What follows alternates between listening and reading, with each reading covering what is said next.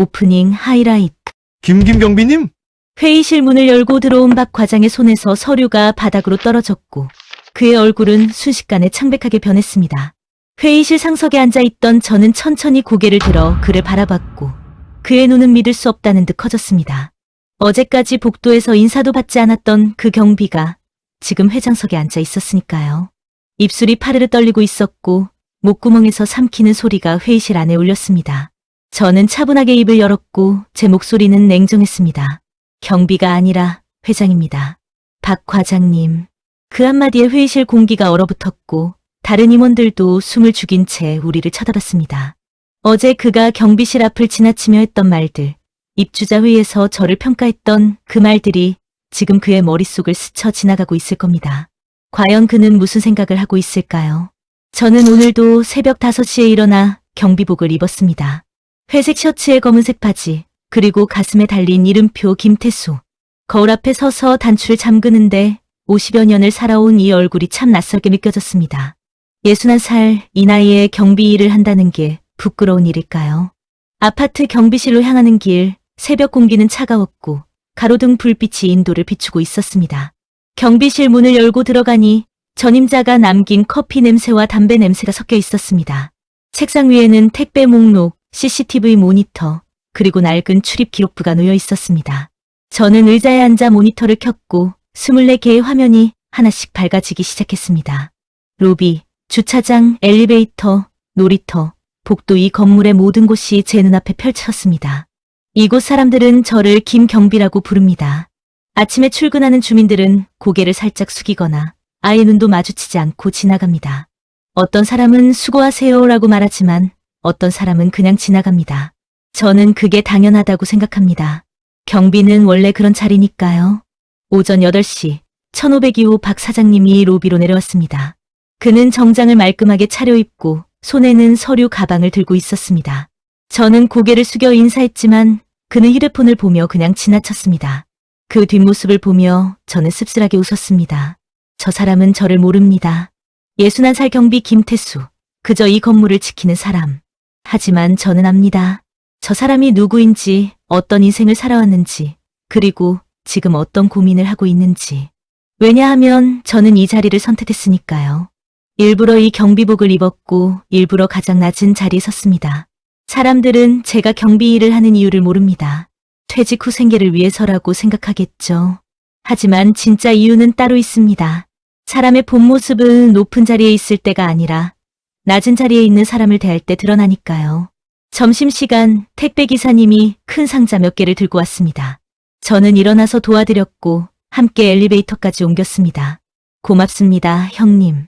택배기사님이 땀을 닦으며 웃었습니다. 저는 괜찮다고 손을 흔들었고 다시 경비실로 돌아왔습니다. 오후 2시 702호 할머니가 산책을 나가셨습니다.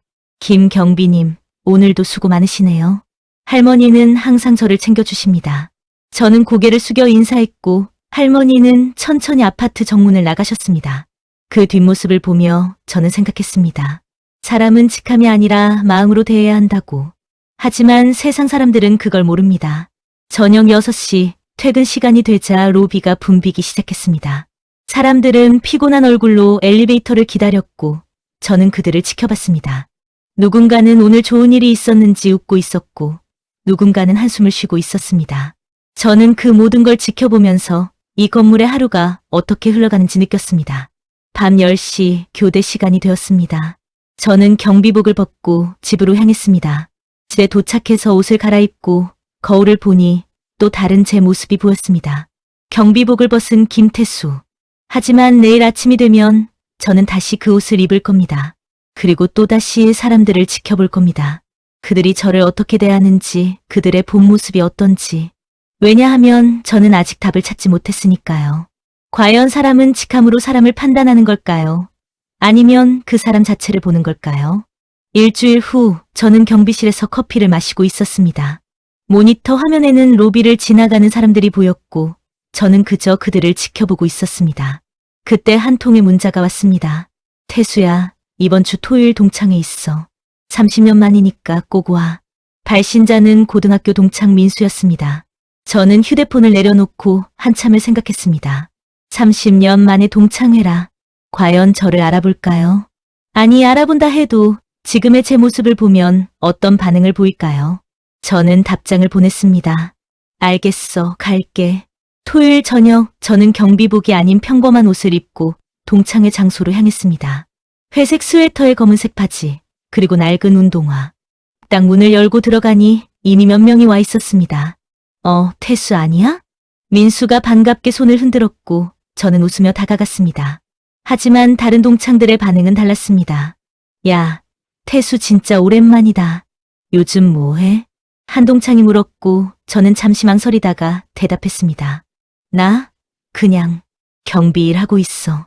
순간 테이블이 조용해졌습니다. 모두가 저를 쳐다봤고 어색한 침묵이 흘렀습니다. 아, 그렇구나. 경비. 그 동창은 고개를 끄덕이며 시선을 피했고 다른 사람들도 어색하게 웃었습니다. 저는 그 반응을 보며 알았습니다.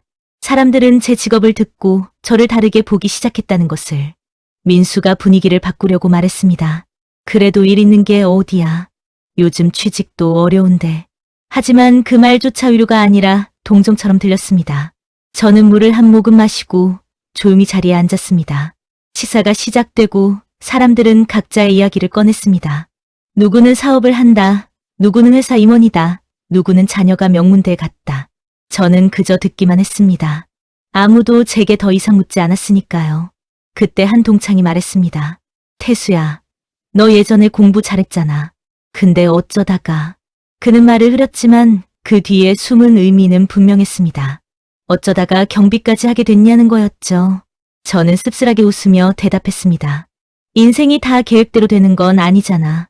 그 말에 테이블은 또다시 조용해졌고 저는 그제야 깨달았습니다. 사람들은 제 말이 아니라 제 직함을 보고 있다는 것을. 경비라는 이름표가 붙는 순간 저는 더 이상 옛날의 김태수가 아니었습니다. 그저 경비하는 태수였습니다. 저는 그날 밤 일찍 자리를 떴습니다. 집으로 돌아오는 길, 차가운 바람이 얼굴을 스쳤고 저는 생각했습니다. 과연 사람은 직함으로 사람을 판단하는구나. 그리고 저는 그게 얼마나 잘못된 건지 이번 기회에 보여줘야겠다고 다짐했습니다. 다음 날 아침 저는 다시 경비복을 입고 출근했습니다. 어젯밤 동창회에서의 일이 자꾸 떠올랐지만 저는 애써 무시하려고 했습니다. 경비실에 앉아 모니터를 보는데 익숙한 얼굴들이 하나둘 로비를 지나갔습니다. 모두가 바쁜 아침을 보내고 있었고 저는 그저 그들을 지켜봤습니다. 오전 10시쯤 경비실 문이 열렸습니다. 김 경비님, 택배 좀 받아주세요. 902호 아주머니였습니다. 저는 고개를 숙여 인사하고 택배를 받았습니다. 언제 오시는지 문자 주시면 제가 갖다 드릴게요. 아유, 괜찮아요. 제가 내려올게요. 수고하세요. 아주머니는 웃으며 나가셨고 저는 다시 의자에 앉았습니다. 이 건물에서 저는 그저 경비일 뿐입니다. 아무도 제 과거를 모르고 아무도 제가 어떤 사람인지 관심 없습니다. 그게 제가 원한 거였으니까요. 점심시간 저는 경비실에서 도시락을 먹고 있었습니다. 창밖으로 아파트 단지가 보였고 아이들이 놀이터에서 뛰어놀고 있었습니다. 그때 휴대폰이 울렸습니다. 민수였습니다. 태수야, 어제 미안했어. 분위기가 좀 어색했지? 저는 괜찮다고 대답했습니다. 아니야, 괜찮아. 나도 예상했던 반응이야. 그래도 너 진짜 경비 일만 하는 거야? 다른 건 안 해? 민수의 목소리에는 걱정이 섞여 있었습니다. 저는 잠시 망설이다가 말했습니다. 응, 지금은 이 일이 좋아. 복잡하지 않고 조용하고. 그래. 근데 너 능력 있는 거 나는 아는데 왜 굳이 그런 일을. 저는 민수의 말을 끊었습니다. 민수야, 사람은 일로 평가받는 게 아니야. 어떻게 사느냐가 중요한 거지. 민수는 잠시 침묵했다가 말했습니다. 그래, 내 말이 맞아. 그럼 다음에 또 보자. 전화를 끊고 저는 도시락을 다시 먹기 시작했습니다. 하지만 밥맛이 없었습니다. 민수조차도 제 선택을 이해하지 못하는구나 싶었으니까요. 오후 3시 저는 아파트 단지를 순찰하고 있었습니다. 주차장, 놀이터, 쓰레기 집화장을 둘러보며 이상이 없는지 확인했습니다. 그때 1502호 박 사장님이 차에서 내리는 게 보였습니다. 저는 고개를 숙여 인사했지만 그는 역시나 휴대폰만 보며 지나갔습니다. 저는 그 뒷모습을 보며 생각했습니다. 저 사람은 고등학교 동창이었습니다. 어제 동창회도 왔던 사람이고 제가 경비 일한다는 말을 들었던 사람입니다. 하지만 오늘도 저를 못 본 척 지나갔습니다. 아니, 어쩌면 정말로 못 알아본 걸 수도 있습니다. 경비복을 입은 제가 그의 눈에는 그저 경비로만 보였을 테니까요. 저녁 6시 교대 시간이 다가왔습니다. 저는 경비실을 정리하고 야간 경비에게 인수인계를 했습니다. 오늘 별일 없었어요. 수고하세요. 네, 형님도 들어가세요. 저는 경비복을 벗고 집으로 향했습니다. 집에 도착해서 샤워를 하고 거실 소파에 앉았습니다. 텔레비전을 켰지만 내용이 귀에 들어오지 않았습니다. 자꾸만 어제 동창회 장면이 떠올랐고 오늘 박 사장님이 저를 지나친 모습이 생각났습니다. 저는 한숨을 쉬며 중얼거렸습니다. 사람들은 정말 직함으로만 사람을 보는구나. 하지만 저는 아직 기다릴 겁니다. 언젠가는 그들이 깨닫게 될 테니까요. 사람은 직함이 아니라 그 사람 자체로 봐야 한다는 것을. 일주일 후 금요일 저녁이었습니다. 저는 경비실에서 CCTV 모니터를 보고 있었는데 로비에 사람들이 모이기 시작했습니다. 입주자 대표회의가 있는 날이었습니다. 저는 회의실 문을 열어주고 물과 다과를 준비했습니다. 수고하십니다. 몇몇 입주민들이 저에게 고개를 끄덕였고 저는 인사를 받았습니다. 회의가 시작되고 저는 다시 경비실로 돌아왔습니다. 1시간쯤 지났을 때 회의실에서 목소리가 들리기 시작했습니다. 처음에는 조용했는데 점점 목소리가 커지고 있었습니다. 저는 혹시 무슨 일이 있나 싶어 복도 쪽으로 가봤습니다. 도대체 경비들이 일을 제대로 하는 겁니까? 택배는 맨날 늦게 올라오고. 한 입주민의 목소리가 복도까지 들렸습니다. 저는 문 앞에 서서 숨을 죽였습니다. 그리고 주차 관리도 엉망이에요. 지난번에도 말했잖아요. 다른 목소리도 들렸습니다. 입주자 대표가 진정시키려는 듯 말했습니다. 알겠습니다. 경비분들한테 다시 말씀드릴게요. 그때 익숙한 목소리가 들렸습니다. 1502호 박 사장이었습니다. 경비 수준이 이래서야 차라리 교체하는 게 낫지 않나요? 저는 그 자리에 얼어붙었습니다. 심장이 쿵쾅거렸고 주먹이 저절로 쥐어졌습니다. 그렇게까지 할 필요는 없을 것 같은데요. 그냥 주의만 주면. 아니, 대표님. 요즘 경비들 태도 보셨어요? 인사도 제대로 안 하고. 박 사장의 목소리는 단호했습니다.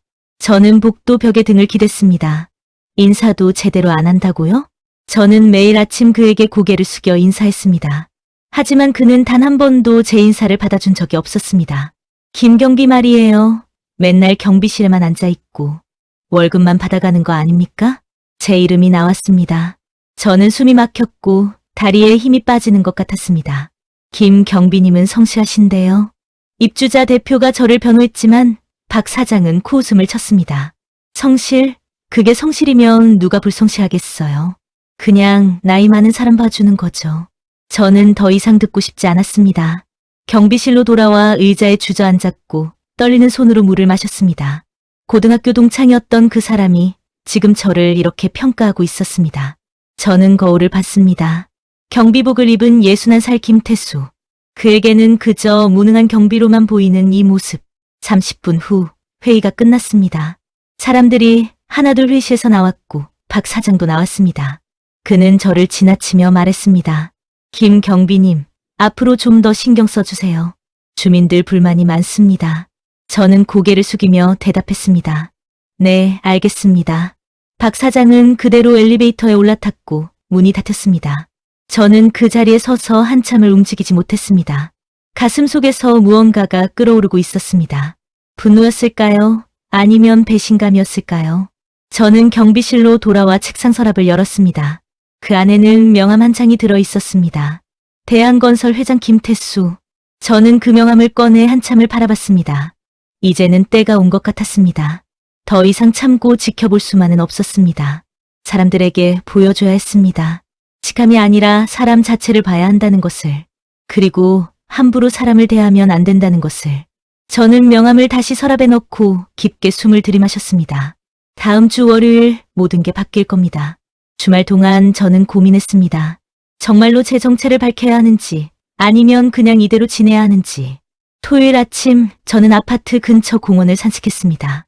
벤치에 앉아 사람들을 바라보는데 한 아버지가 아이에게 말하고 있었습니다. 사람은 겉모습으로 판단하면 안 돼. 마음을 봐야 해. 저는 그 말을 듣고 씁쓸하게 웃었습니다. 세상 사람들은 정말 그렇게 살고 있을까요? 일요일 오후 저는 민수에게 전화를 걸었습니다. 민수야, 나 좀 물어볼 게 있어. 그래, 뭔데? 사람들이 나를 경비로만 봤을 때 너는 어땠어? 솔직하게 말해줘. 민수는 잠시 침묵했습니다. 솔직히 좀 안타까웠어. 내가 그런 일을 한다는 게. 근데 태수야, 일이 뭐가 중요해. 너는 좋은 사람이잖아. 저는 한숨을 쉬었습니다. 민수야, 사람들은 내가 좋은 사람인지 아닌지 관심 없어. 그냥 내 직업만 보더라고. 그래, 인정할게. 세상이 그렇긴 해. 근데 너는 왜 굳이 경비 일을 선택한 거야? 저는 대답하지 못했습니다. 아직은 말할 때가 아니었으니까요.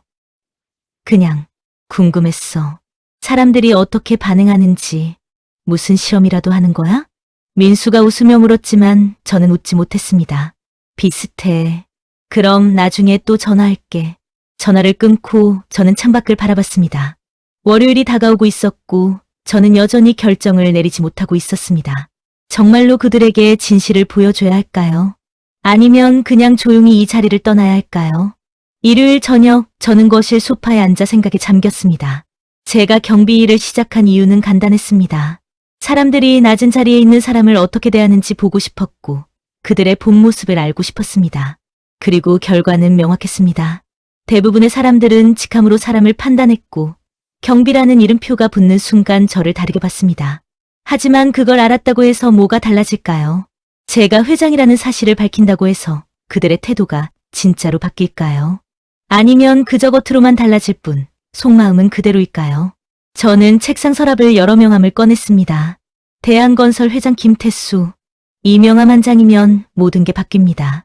사람들은 저에게 고개를 숙일 것이고 박 사장은 저를 보며 당황할 것입니다.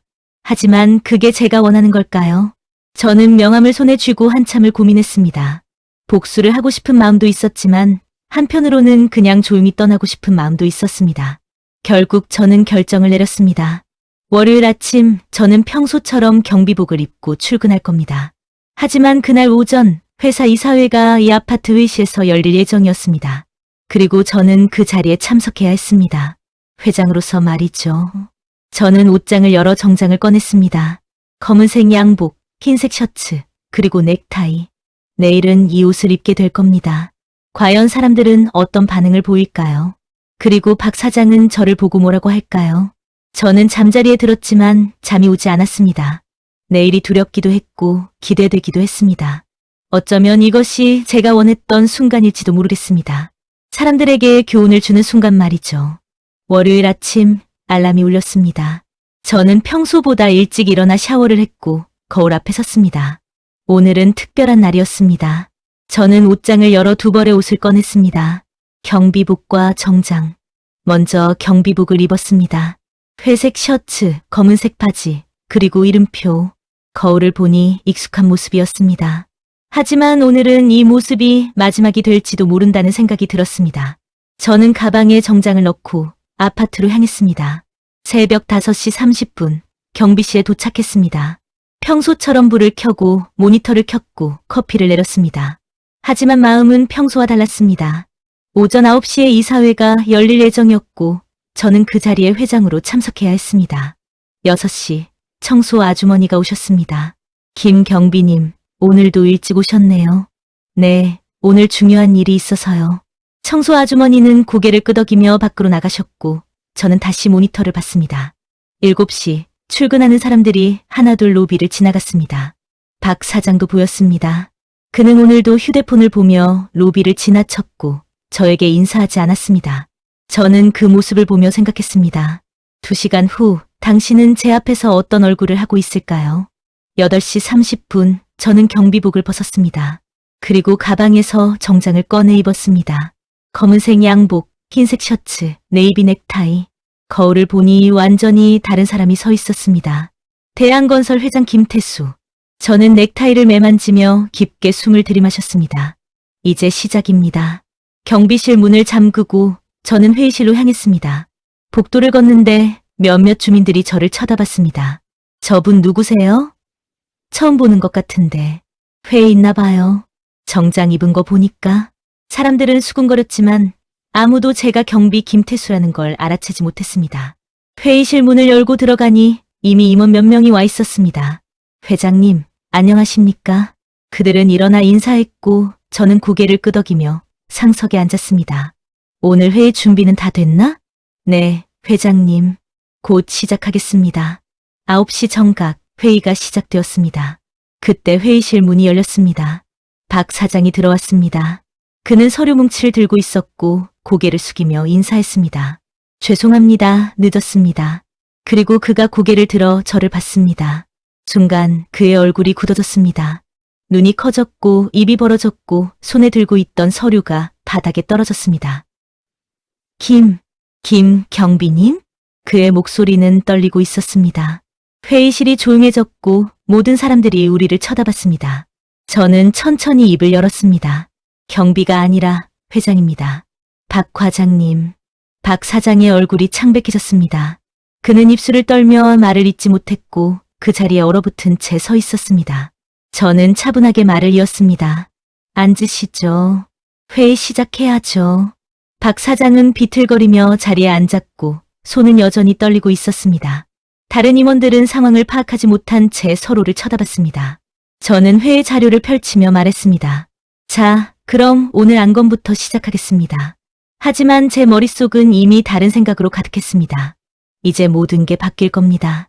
박 사장은 물론이고 이 아파트 사람들도 그리고 저 자신도 저는 더 이상 경비 김태수가 아니었습니다. 대한건설 회장 김태수로 돌아온 겁니다. 회의가 끝났습니다. 임원들은 하나둘 회의실을 나갔고 박 사장만 자리에 남아 있었습니다. 그는 고개를 숙인 채 아무 말도 하지 못하고 있었습니다. 저는 서류를 정리하며 그를 바라봤습니다. 박 과장님, 할 말 없으세요? 박 사장은 천천히 고개를 들었고 그의 눈에는 당혹감과 두려움이 가득했습니다. 회장님, 아니, 제가 몰랐습니다. 정말 몰랐어요. 저는 차분하게 대답했습니다. 뭘 몰랐죠? 제가 회장이라는 걸 몰랐나요? 아니면 경비도 사람이라는 걸 몰랐나요? 박 사장은 입술을 떨며 말을 잇지 못했습니다. 정말 죄송합니다. 제가 실수했습니다. 저는 한숨을 쉬며 의자에 앉았습니다. 실수라고요? 지난주 입주자 회의에서 하신 말씀 기억하시죠?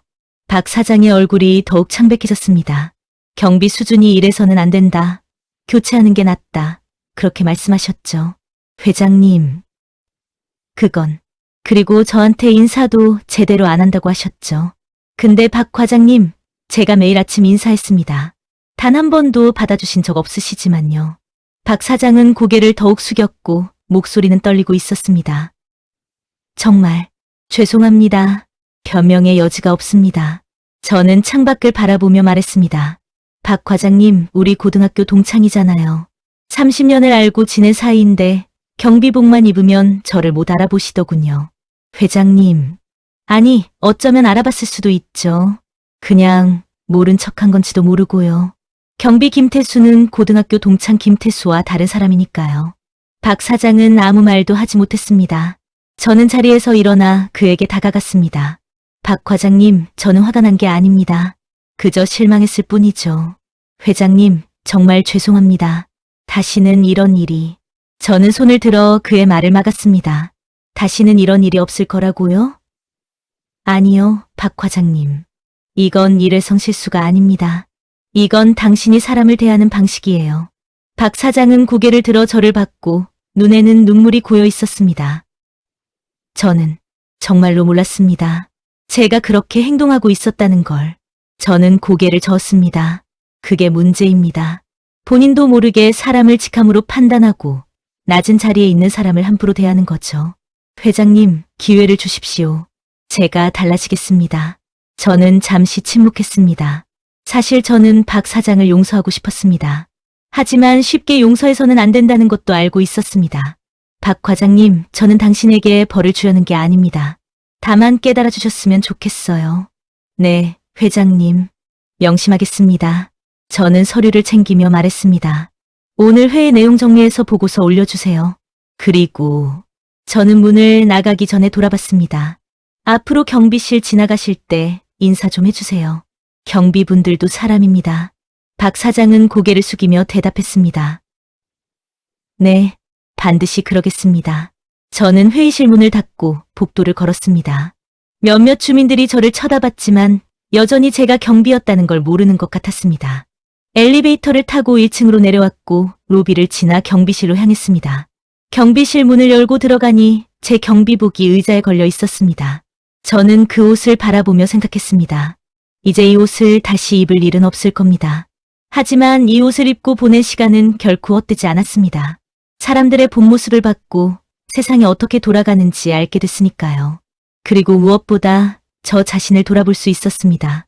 과연 저는 높은 자리에 있을 때 낮은 자리에 있는 사람들을 어떻게 대했을까요? 저 역시 박 사장처럼 행동하지 않았을까요? 저는 경비복을 접어 가방에 넣었습니다. 그날 오후 소문은 아파트 전체로 퍼졌습니다. 경비 김태수가 사실은 대한건설 회장이었다는 소문이었습니다. 저는 경비실을 정리하고 있었는데 밖에서 사람들의 목소리가 들렸습니다. 진짜래요? 경비가 회장이었다고요? 아니, 그게 말이 돼요? 회장이 왜 경비 일을 해요? 근데 오늘 아침에 정장 입고 회의실 들어가는 거 봤다는 사람 있대요. 저는 씁쓸하게 웃으며 서류를 정리했습니다. 그때 경비실 문이 열렸습니다. 702호 할머니였습니다. 김 경비님, 아니 회장님이시라면서요? 저는 고개를 들어 할머니를 봤습니다. 네, 그렇습니다. 할머니. 할머니는 웃으며 말씀하셨습니다. 그래도 저한테는 그냥 김 경비님이에요. 항상 친절하셨잖아요. 저는 할머니의 말에 마음이 따뜻해졌습니다. 감사합니다, 할머니. 할머니 같은 분이 계셔서 제가 버틸 수 있었어요. 할머니는 손을 흔들며 나가셨고 저는 다시 짐을 쌌습니다. 점심시간 입주자 대표가 경비실로 찾아왔습니다. 회장님, 정말 죄송합니다. 제가 몰랐습니다. 저는 손을 내저었습니다. 대표님은 잘못하신 게 없어요. 저를 항상 잘 대해주셨잖아요. 그래도 지난번 회의 때 박 사장 말을 막았어야 했는데 저는 고개를 저었습니다. 아니에요. 덕분에 저는 사람들의 본 모습을 볼 수 있었어요. 그게 제가 원했던 거였으니까요. 입주자 대표는 고개를 끄덕이며 말했습니다. 회장님 같은 분이 우리 아파트 경비를 해주셔서 영광이었습니다. 저야말로 좋은 경험이었습니다. 오후 2시쯤 민수에게서 전화가 왔습니다. 태수야, 지금 난리 났어. 내가 회장이라며? 저는 웃으며 대답했습니다. 응, 그래. 놀랐지? 놀란 정도가 아니야. 도대체 왜 그런 짓을 한 거야? 민수야, 짓이 아니라 실험이었어. 사람들이 직함으로 사람을 어떻게 판단하는지 보고 싶었거든. 민수는 한숨을 쉬었습니다. 그래서 결과는 어땠어? 예상대로였어. 대부분의 사람들은 경비복만 보면 나를 다르게 대하더라고. 박 사장 얼굴 봤어? 지금 완전 패닉 상태래. 저는 씁쓸하게 웃었습니다. 그 친구도 이제 배웠을 거야. 사람을 함부로 대하면 안 된다는 걸. 오후 4시 저는 마지막으로 경비실을 둘러봤습니다. 책상, 의자, CCTV 모니터, 그리고 커피포트. 지난 몇 달 동안 제가 보낸 이 공간이 이제는 낯설게 느껴졌습니다. 저는 책상 위에 편지 한 장을 남겼습니다. 후임 경비님께, 이 자리는 단순한 일자리가 아니라 사람을 배우는 학교입니다. 모든 주민을 존중하고 당신 자신도 존중하세요. 김태수. 편지를 놓고 저는 경비실 문을 닫았습니다. 로비를 지나는데 몇몇 주민들이 저를 쳐다봤습니다. 어떤 사람은 어색하게 웃었고 어떤 사람은 고개를 숙여 인사했습니다. 저는 그들에게 미소를 지으며 답례했습니다. 아파트 정문을 나서는데 뒤에서 목소리가 들렸습니다. 회장님. 돌아보니 박 사장이 뛰어오고 있었습니다. 그는 숨을 헐떡이며 말했습니다. 회장님, 정말 죄송했습니다. 제가 너무 잘못했어요. 저는 그의 어깨를 가볍게 두드렸습니다. 박 과장님, 이제 알았으면 됐어요. 앞으로 사람을 대할 때 조심하세요. 네, 명심하겠습니다. 그리고 회사에서 뵙겠습니다. 저는 고개를 끄덕이며 걸음을 옮겼습니다. 아파트를 벗어나 거리를 걷는데 마음이 한결 가벼워졌습니다. 몇 달간의 실험은 끝났고 저는 원하는 답을 얻었습니다. 사람들은 직함으로 사람을 판단한다는 것. 하지만 그 속에서도 진심으로 대해주는 사람들이 있다는 것. 그리고 가장 중요한 건 나 자신이 어떤 사람인지 다시 돌아보게 됐다는 것이었습니다. 저는 하늘을 올려다봤습니다. 파란 하늘이 펼쳐져 있었고 구름이 천천히 흘러가고 있었습니다. 이제 저는 다시 회장으로 돌아갈 겁니다. 하지만 경비 김태수로 살았던 시간을 절대 잊지 않을 겁니다. 일주일이 지났습니다. 저는 다시 회장실로 돌아왔고 책상에 앉아 서류를 검토하고 있었습니다. 비서가 커피를 가져왔고 오늘 일정을 알려줬습니다. 회장님, 오전 10시에 임원회의 있으시고 오후 2시에 협력사 미팅 있습니다. 알겠네. 수고하게. 비서가 나가고 저는 창밖을 바라봤습니다. 고층 빌딩 사무실에서 내려다보는 서울의 풍경은 익숙했지만 왠지 낯설게 느껴졌습니다. 경비실에서 보던 풍경과는 너무 달랐으니까요. 그때 내 선 전화가 울렸습니다. 회장님, 박 과장님이 찾아오셨습니다. 들어오라고 하게. 잠시 후 박 사장이 문을 열고 들어왔습니다. 그는 여전히 어색한 표정이었지만 예전보다는 눈빛이 달라 보였습니다. 회장님, 지난주 프로젝트 보고서 가져왔습니다. 저는 고개를 끄덕이며 서류를 받았습니다. 수고했네. 앉게. 박 사장은 조심스럽게 의자에 앉았고 저는 서류를 훑어봤습니다. 잘 정리했네. 근데 박 과장, 요즘 어떤가? 박 사장은 잠시 망설이다가 대답했습니다. 회장님, 솔직히 말씀드리면 매일 반성하고 있습니다. 저는 서류에서 눈을 떼고 글을 봤습니다. 무엇을 반성하고 있나? 제가 사람을 대하는 태도요. 지난번 일 이후로 계속 생각하고 있습니다. 저는 고개를 끄덕였습니다. 구체적으로 말해보게. 박 사장은 깊게 숨을 들이마셨습니다. 저는 그동안 사람을 직함으로만 봤습니다. 회장님이 경비셨을 때 저는 회장님을 사람으로 보지 않았어요. 그냥 경비로만 봤죠. 계속 말해보게. 그리고 제가 깨달은 건 저도 언젠가 누군가에게 그렇게 보일 수 있다는 거였습니다. 만약 제가 지금 이 자리를 잃는다면 사람들도 저를 똑같이 대할 거라는 생각이 들었어요. 저는 잠시 침묵했습니다. 박 사장의 말에는 진심이 담겨 있었습니다. 박 과장, 그걸 깨달았다면 이제 뭘 해야 할까? 박 사장은 고개를 들어 저를 똑바로 봤습니다. 달라져야죠. 사람을 대하는 방식을 바꿔야 합니다. 직함이 아니라 그 사람 자체를 봐야죠. 저는 미소를 지었습니다. 좋은 답일세. 그럼 실천해보게. 네, 회장님. 꼭 그러겠습니다. 박 사장이 나가고 저는 다시 창밖을 바랐습니다. 그 순간 문득 깨달았습니다. 제가 경비 일을 했던 이유는 단순히 사람들을 시험하기 위함이 아니었다는 것을 저 역시 배우고 싶었던 겁니다.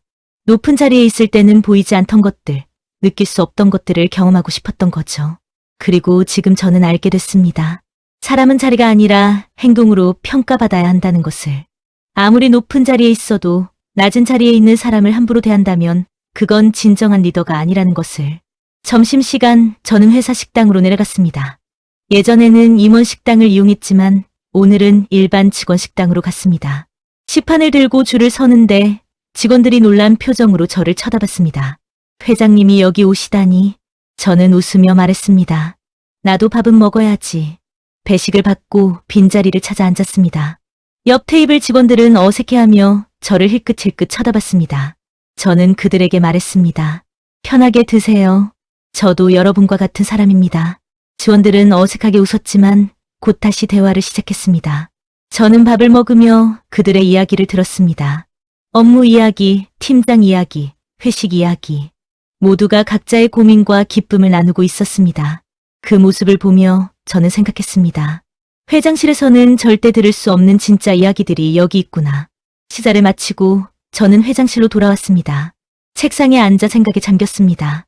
경비 김태수로 살았던 시간이 저를 바꿔놓았습니다. 이제 저는 더 이상 예전의 김태수가 아니었습니다. 사람을 보는 눈이 달라졌고 세상을 바라보는 시각이 넓어졌습니다. 그리고 무엇보다 겸손해졌습니다. 저는 다짐했습니다. 앞으로는 모든 사람을 존중하며 살겠다고. 높은 자리에 있다고 해서 교만하지 않겠다고. 그리고 언제나 낮은 곳을 바라보며 살겠다고. 한 달 후 저는 회사에서 이상한 분위기를 느꼈습니다. 임원회의에서 몇몇 이사들이 제 눈치를 보고 있었고 복도에서 수군거리는 소리가 들렸습니다. 비서에게 물어봤습니다. 최 비서, 요즘 회사 분위기가 이상한데? 비서는 잠시 망설이다가 조심스럽게 대답했습니다. 회장님, 소문이 돌고 있습니다. 무슨 소문? 회장님이 경비 일을 하셨다는 게 언론에 알려졌습니다.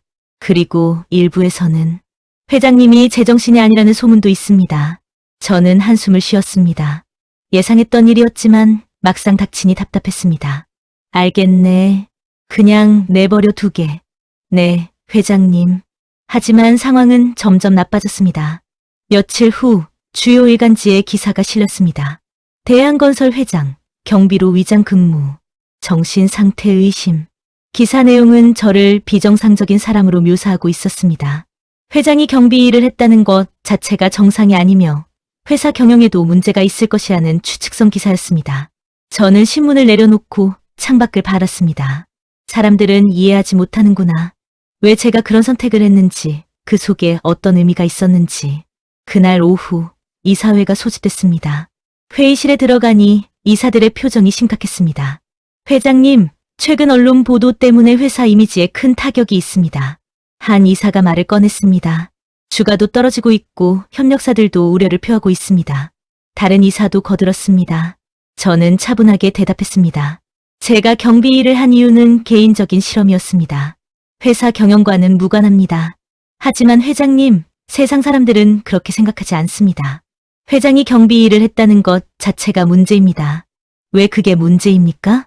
제가 물었고 회의실이 조용해졌습니다. 회장님, 저는 단지 낮은 자리에서 세상을 보고 싶었을 뿐입니다. 그게 왜 비정상입니까? 한 이사가 조심스럽게 말했습니다. 회장님 뜻은 이해합니다.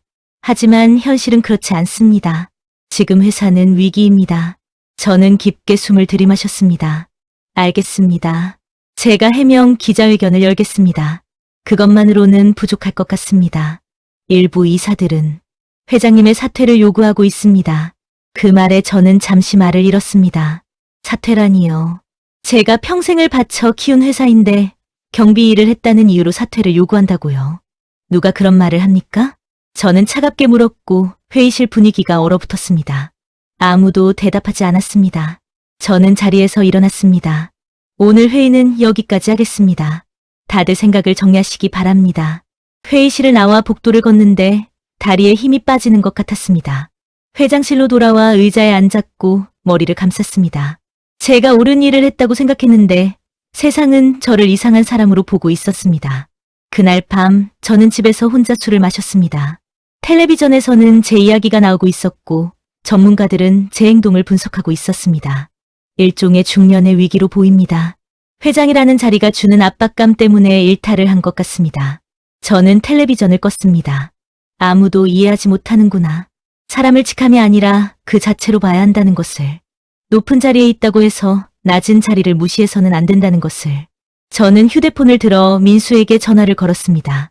민수야, 나야, 태수야, 뉴스 봤어. 괜찮아? 솔직히 힘들어. 내가 한 일이 잘못된 건가 싶어.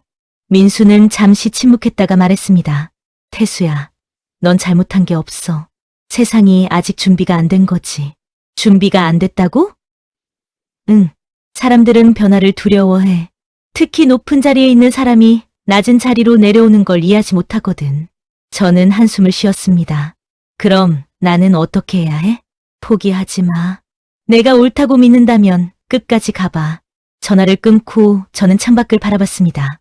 도시의 불빛이 반짝이고 있었고 수많은 사람들이 각자의 삶을 살고 있었습니다. 저는 다짐했습니다. 포기하지 않겠다고. 제가 옳다고 믿는 길을 계속하겠다고. 일주일 후 상황은 더욱 악화됐습니다. 주요 협력사들이 계약 재검토를 요청했고 몇몇 거래처는 아예 계약을 해지했습니다. 주가는 계속 떨어졌고 직원들 사이에서는 불안한 소문이 돌았습니다. 회사가 망하는 거 아니야? 회장님 때문에 우리까지 피해보는 거 아니야? 저는 회장실에서 그 소리들을 들으며 가슴이 무너지는 것 같았습니다. 제 선택 때문에 무고한 직원들이 피해를 보고 있었습니다. 그날 오후 최대 주주인 투자사에서 연락이 왔습니다. 회장님, 투자사에서 긴급회의를 요청했습니다. 저는 고개를 끄덕이며 회의실로 향했습니다. 회의실 문을 열고 들어가니 투자사 대표와 변호사들이 앉아 있었습니다. 그들의 표정은 차갑고 단호했습니다. 김 회장님, 단도직입적으로 말씀드리겠습니다. 투자사 대표가 서류를 내밀었습니다. 회장직에서 물러나 주시기 바랍니다. 저는 서류를 받아들었지만 글자가 눈에 들어오지 않았습니다. 이유가 뭡니까? 최근 1년의 사건들로 인해 회사 신뢰도가 추락했습니다. 주가는 20% 이상 하락했고 투자자들은 불안해하고 있습니다. 저는 서류를 내려놓았습니다. 제가 경비 일을 한 게 그렇게 큰 잘못입니까? 투자사 대표는 고개를 저었습니다. 잘못이 아닙니다. 다만 시기가 좋지 않았습니다. 회사가 중요한 프로젝트를 앞두고 있는 상황에서 이런 논란은 치명적입니다. 하지만 회장님, 회사를 생각해 주십시오. 직원들을 생각해 주십시오. 그 말에 저는 할 말을 잃었습니다. 직원들을 생각한다면 저는 물러나야 했습니다. 회의실을 나와 복도를 걷는데 다리가 후들거렸습니다. 회장실로 돌아와 의자에 앉았고 책상 위에 사진을 바라봤습니다. 회사 창립 기념 사진이었습니다. 30년 전 젊은 시절에 제가 직원들과 함께 웃고 있는 사진. 저는 이 회사를 위해 평생을 바쳤습니다. 밤낮 없이 일했고 가족과의 시간도 희생했습니다. 그런데 이제 떠나야 한다니요. 저는 눈물이 핑 돌았지만 꾹 참았습니다. 그날 저녁 저는 비서를 불렀습니다. 최 비서, 내일 전 직원 앞에서 사퇴 발표를 하겠네. 비서는 놀란 표정으로 저를 봤습니다. 회장님, 정말 그러시겠습니까? 회사를 위한 일이네. 준비해 주게. 네, 회장님. 비서가 나가고 저는 혼자 남았습니다. 회장실 창밖으로 보이는 서울의 야경은 여전히 아름다웠지만 제 마음은 어둡기만 했습니다. 저는 경비복을 입었던 그날들을 떠올렸습니다. 사람들에게 보여주고 싶었습니다. 직함이 아니라 사람 자체를 봐야 한다는 것을. 하지만 결과는 이렇게 됐습니다. 제 회사, 제 자리, 제 꿈, 모든 것을 잃게 됐습니다. 저는 책상 서랍을 열어 경비복을 꺼냈습니다. 그때 입었던 회색 셔츠와 검은색 바지. 손으로 만져보니 아직도 그때의 감촉이 느껴졌습니다. 저는 경비복을 꼭 안았습니다. 그리고 처음으로 눈물을 흘렸습니다. 과연 제 선택이 옳았을까요? 사람들에게 교훈을 주려다가 오히려 제가 모든 것을 잃었습니다. 저는 창밖을 바라보며 중얼거렸습니다. 미안합니다. 직원 여러분. 제가 너무 이기적이었습니다. 그날 밤 저는 회장실에서 밤을 새웠습니다. 내일이 되면 저는 더 이상 이 자리에 있지 않을 겁니다. 대한건설 회장 김태수는 역사 속으로 사라질 겁니다. 그리고 남는 건 오직 후회뿐이었습니다. 새벽이 밝아오고 도시의 불빛이 하나둘 꺼지기 시작했습니다. 저는 정장을 가다듬고 거울을 봤습니다. 61살, 한 기업의 회장. 하지만 오늘로 끝입니다. 저는 회장실 문을 열고 마지막으로 복도를 걸었습니다. 강당으로 향하는 발걸음은 무겁기만 했습니다. 직원들이 저를 기다리고 있었고 저는 그들 앞에 서야 했습니다. 사퇴를 발표하기 위해서 말이죠. 강당 문을 열고 들어갔습니다. 수백 명의 직원들이 저를 바라보고 있었고 그들의 눈빛은 복잡했습니다. 걱정, 불안, 그리고 원망. 저는 단상에 올라 마이크 앞에 섰습니다. 깊게 숨을 들이마시고 입을 열었습니다. 직원 여러분, 오늘 제가 이 자리에 선 이유는 그때였습니다. 강당 뒤쪽 문이 열리며 누군가 들어왔습니다. 박 과장이었습니다. 그는 손에 뭔가를 들고 있었고 서둘러 단상으로 다가왔습니다. 회장님, 잠깐만요. 저는 당황스러워 그를 바라봤습니다. 박 과장은 숨을 헐떡이며 마이크 앞에 섰습니다. 직원 여러분, 제가 할 말이 있습니다. 강당이 웅성거리기 시작했고 저는 그에게 물었습니다. 박 과장, 지금 뭐 하는 건가? 박 과장은 저를 돌아보며 말했습니다. 회장님, 제가 나서겠습니다. 이건 제 잘못이니까요. 그리고 그는 직원들을 향해 말했습니다. 저는 박민수 과장입니다. 그리고 저는 회장님을 가장 함부로 대했던 사람입니다. 강당이 조용해졌고 모든 시선이 박 과장에게 쏠렸습니다. 회장님이 경비로 일하실 때 저는 회장님을 무시했습니다. 인사도 받지 않았고 뒤에서 험담도 했습니다. 박 과장의 목소리가 떨렸습니다. 하지만 그분이 회장님이라는 걸 알았을 때 저는 깨달았습니다. 제가 얼마나 잘못된 사람인지를요. 그는 고개를 숙였습니다. 회장님은 우리에게 가르침을 주려고 하셨습니다. 사람은 직함이 아니라 그 자체로 존중받아야 한다는 것을요. 강당 안에서 작은 소리들이 들리기 시작했습니다. 맞아요. 저도 경비분들한테 함부로 대했어요. 한 직원이 일어나 말했습니다. 저도 그랬습니다. 택배 기사님들한테도 무례했고요. 다른 직원도 일어났습니다. 하나둘씩 직원들이 일어나 자신의 잘못을 고백하기 시작했습니다. 저는 그 모습을 보며 가슴이 뜨거워졌습니다. 박 과장이 다시 마이크를 잡았습니다. 회장님이 물러나신다면 저희는 더 큰 것을 잃는 겁니다. 진정한 리더를 잃는 거예요. 그때 강당 문이 다시 열렸습니다. 이번에는 아파트 입주자 대표와 702호 할머니, 그리고 청소 아주머니가 들어왔습니다. 우리도 한마디 하겠습니다. 입주자 대표가 앞으로 나왔습니다. 김 회장님은 우리 아파트에서 가장 성실한 경비셨습니다. 누구보다 친절하셨고 누구보다 책임감이 강하셨어요. 702호 할머니도 말씀하셨습니다. 회장님이든 경비님이든 그분은 좋은 분이셨어요. 그게 가장 중요한 거 아닌가요? 강당이 박수로 가득 찼습니다. 저는 눈시울이 붉어졌고 참았던 눈물이 흘러내렸습니다. 그때 강당 맨 뒤에서 익숙한 목소리가 들렸습니다. 태수야, 민수였습니다. 그는 사람들 사이를 헤치고 앞으로 나왔습니다. 너 혼자 짊어지려고 하지 마. 넌 잘못한 게 없어. 저는 고개를 저었습니다. 민수야. 하지만 회사는 괜찮아. 진짜 문제는 세상 사람들의 편견이었어. 그리고 그 편견을 깨뜨린 건 바로 너야. 박 과장이 다시 말했습니다. 회장님, 우리는 회장님이 필요합니다. 회사를 이끌어 주셔야 합니다. 직원들이 일제히 일어나 박수를 쳤습니다. 회장님, 남아주세요. 우리가 함께 이겨낼 수 있습니다. 저는 그 순간 깨달았습니다. 제가 잃은 것은 아무것도 없었습니다. 오히려 얻은 것이 더 많았습니다. 진심으로 저를 지지하는 사람들, 변화하려는 직원들, 그리고 제 자신에 대한 확신. 저는 마이크를 잡고 말했습니다. 직원 여러분, 감사합니다. 제가 포기하려고 했는데 여러분이 저를 일으켜 세워주셨습니다. 저는 눈물을 닦으며 말을 이었습니다. 저는 이 자리에 남겠습니다. 그리고 여러분과 함께 더 나은 회사를 만들겠습니다.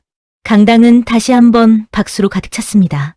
저는 박 과장을 안았고 민수의 어깨를 두드렸습니다. 그리고 직원들을 바라보며 생각했습니다. 어둠이 가장 깊을 때 빛은 더욱 밝게 빛난다고. 지금 이 순간이 바로 그런 순간이었습니다. 그날 오후 저는 기자회견을 열었습니다. 수십 개의 카메라가 저를 향했고 기자들은 질문 공세를 퍼부었습니다. 저는 차분하게 마이크 앞에 앉았습니다. 안녕하십니까? 대한건설 회장 김태수입니다. 플래시가 터졌고 기자들은 펜을 들었습니다. 제가 오늘 이 자리에 선 이유는 최근 논란이 된 재인공에 대해 직접 설명드리기 위함입니다. 저는 준비한 원고를 접어넣었습니다. 그리고 진심을 담아 말하기 시작했습니다. 저는 지난 몇 달간 아파트 경비로 일했습니다. 많은 분들이 의아해하셨을 겁니다. 회장이 왜 경비 일을 하느냐고요. 기자들은 숨죽이며 제 말을 들었습니다. 저는 알고 싶었습니다. 사람들이 직함을 보고 사람을 판단하는지 아니면 그 사람 자체를 보는지를요. 저는 잠시 말을 멈추고 물을 마셨습니다. 그리고 결과는 명확했습니다.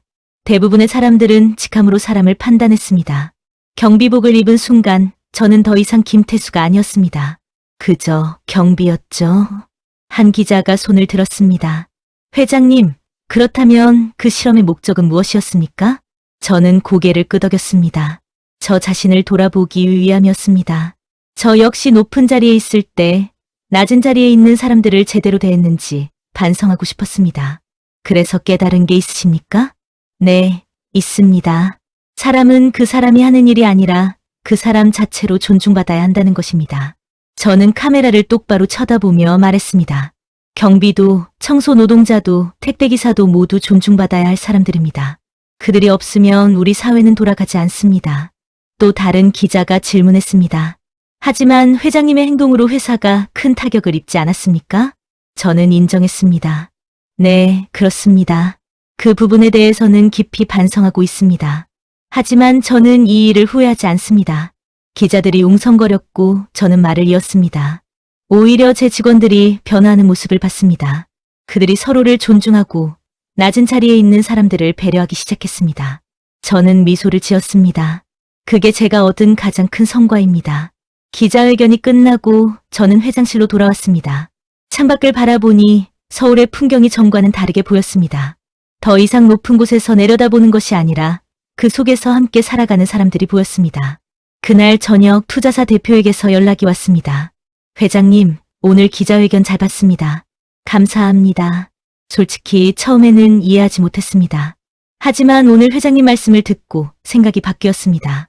저는 놀라서 물었습니다. 정말입니까?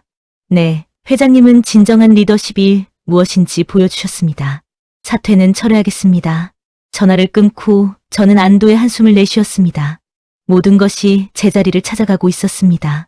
다음 날 아침 회사 로비에 들어서는데 직원들이 저를 보고 인사했습니다. 회장님, 안녕하십니까?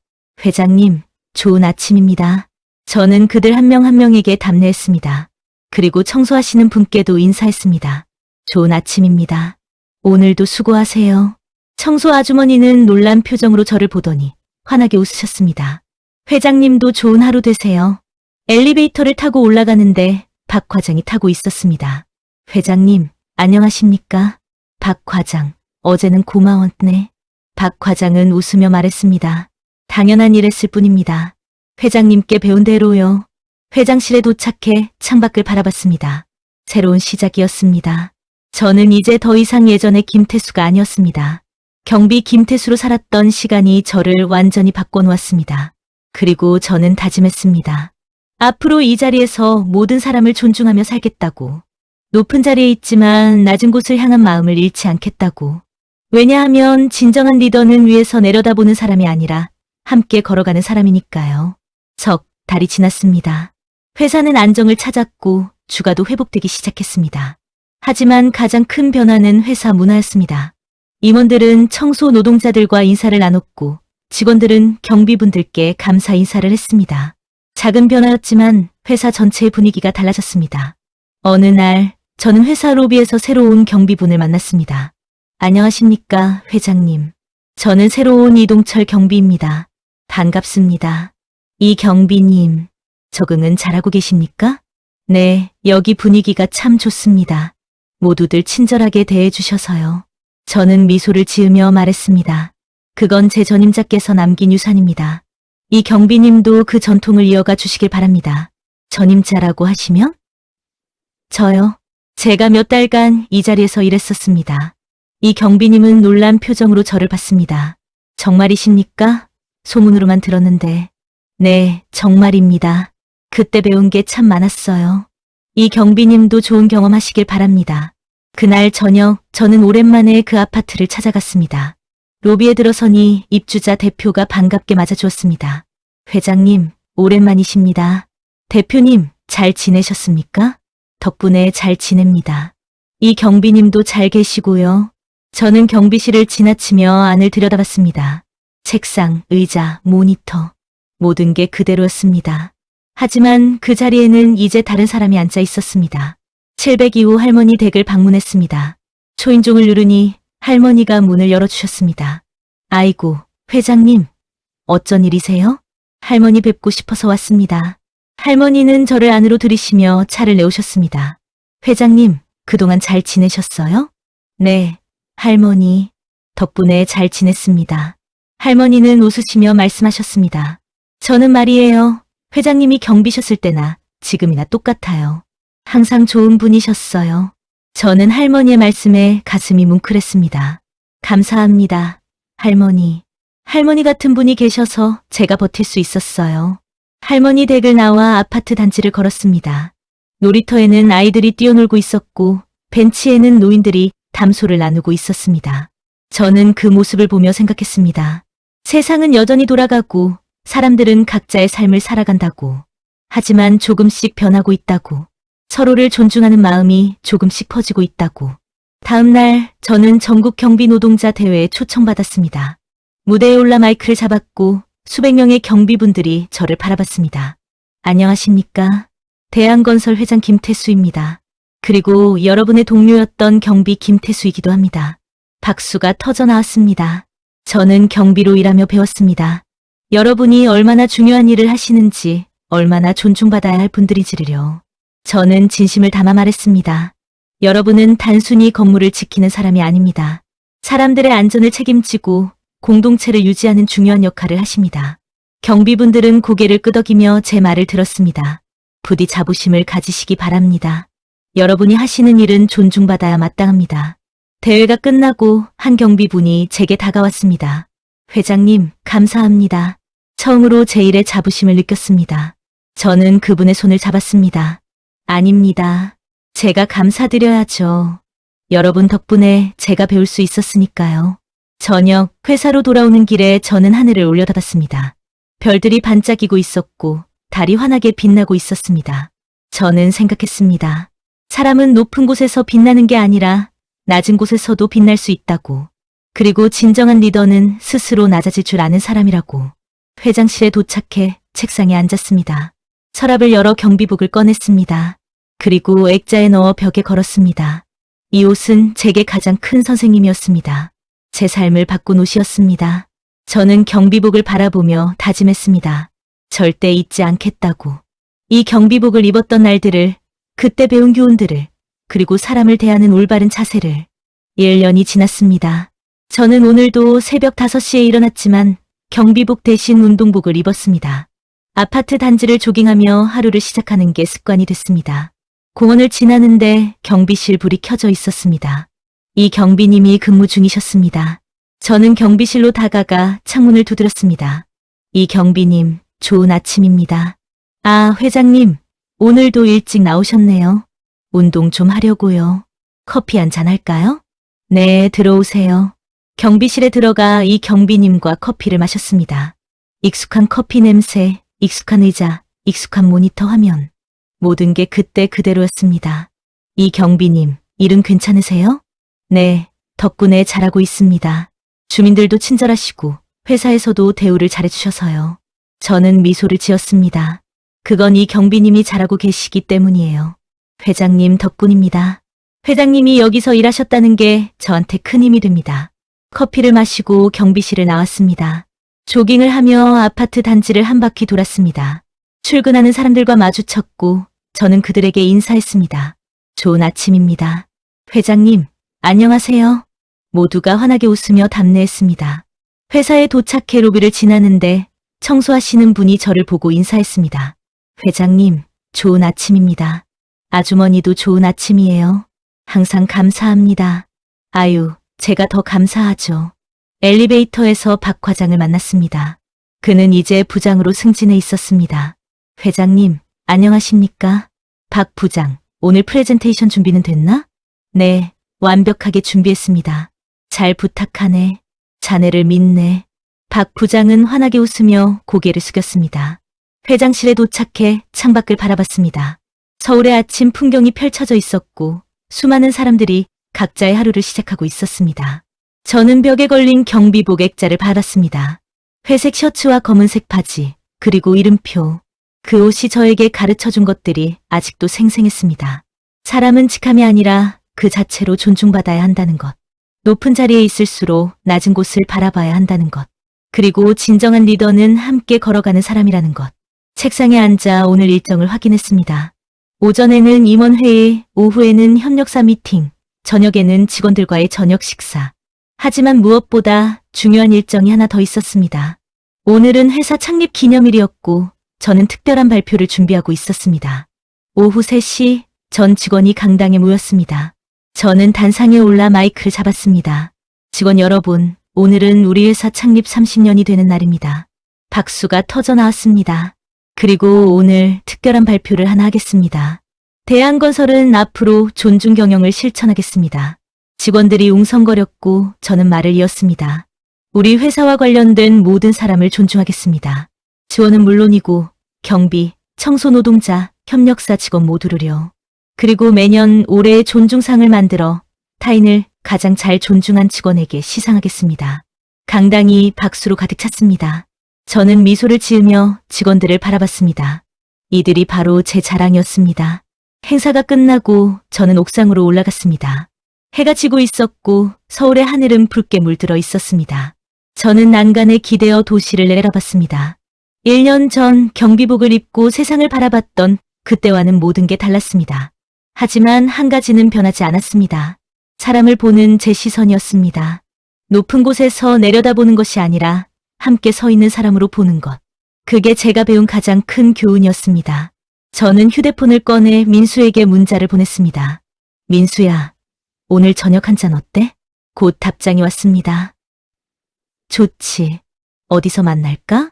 우리 아파트 앞 포장마차 어때? 거기 소주가 맛있더라고. 하, 회장님이 포장마차라니. 좋아, 7시에 보자. 저는 웃으며 휴대폰을 주머니에 넣었습니다. 해는 완전히 졌고 도시의 불빛이 하나둘 켜지기 시작했습니다. 저는 마지막으로 하늘을 올려다봤습니다. 별들이 반짝이고 있었고 달이 환하게 떠 있었습니다. 그리고 저는 중얼거렸습니다. 사람은 직함으로 보지 말라. 그걸 아직도 모르시는 분들이 있다면 언젠가는 깨닫게 될 겁니다. 저는 옥상 문을 열고 아래로 내려갔습니다. 오늘도 내일도 저는 이 마음을 잊지 않을 겁니다. 경비복을 입었던 그날의 마음을 말이죠.